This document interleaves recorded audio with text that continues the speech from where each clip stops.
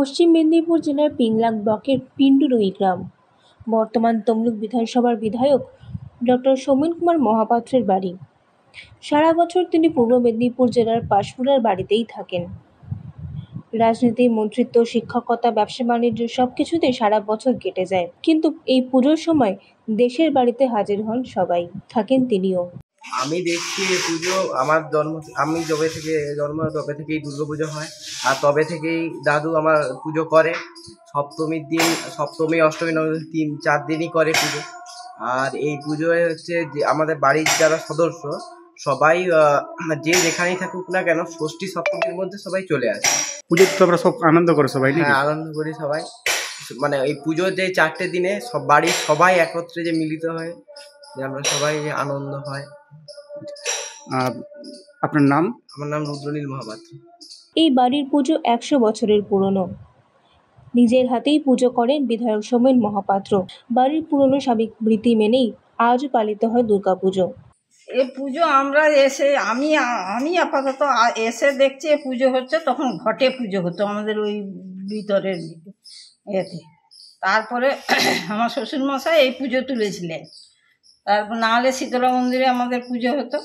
তারপরে আজ প্রায় বেশ কিছুদিন হলো, তারপর ঠাকুর তৈরি আরম্ভ হলো, পুজো তৈরি হচ্ছে, তখন এই মন্দির তৈরি করে পুজো উদ্বোধন হলো। তারপর থেকে এই পুজো চলছে এখনো পর্যন্ত। সৌমেনবাবু কবে আসেন আর পুজো নিজে হাতেই করেন কি? উনি নিজে বই ধরেন। আমাদের পুজো পুরোহিত আছে, তিনি বিয়ে করে পুজো করেন। তিনি বরাবরই বই ধরেন। তবে ঘটে যখন পুজো হতো তখন তিনি বই ধরতেননি, তখন পুরোহিত আলাদা ছিলেন। এই প্রতিমা যতদিন থেকে হয়েছে তিনি বই ধরেন।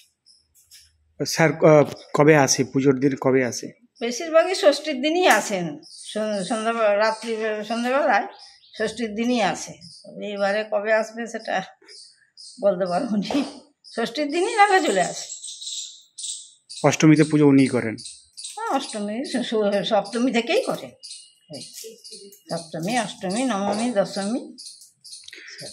পরিবারের সবাই কি এই পুজোতে সবাই উপস্থিত হয়? হ্যাঁ, প্রায় 3 ভাগই সবাই আসে। তবে যারা বিদেশে আছে তারা যা আসতে পারেনি, নাহলে এই কলকাতায় পাশাপাশি যারা আছে তারা সবাই আসে।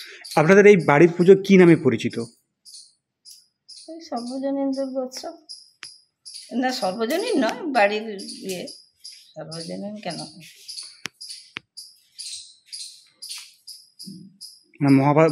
মহাপাত্র বাড়ির পুজো। আপনার নাম? অঞ্জলি মহাপাত্র।